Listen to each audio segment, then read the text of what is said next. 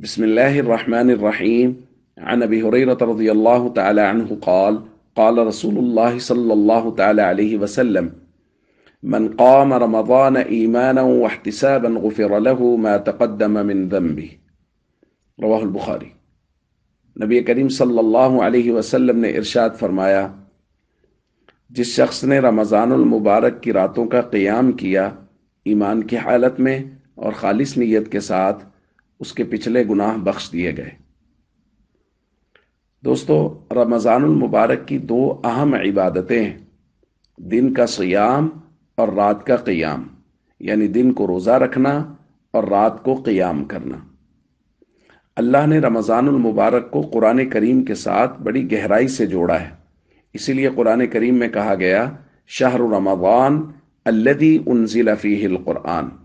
کہ رمضان کا تعارف ہی یہ ہے کہ یہ وہ مہینہ ہے جس کے اندر قرآن کریم کو اتارا گیا۔ تو رمضان اور قرآن کریم کا آپس میں بڑا گہرا جوڑ ہے،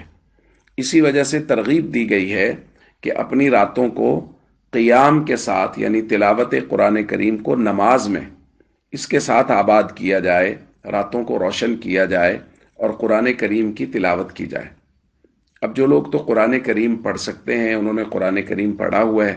ان کے لیے تو یہ حکم ہے کہ وہ رات کو قرآن کریم کی تلاوت کریں نماز میں، اور جو لوگ قرآن کریم نہیں پڑھ سکتے یا زبانی نہیں پڑھے ہوئے،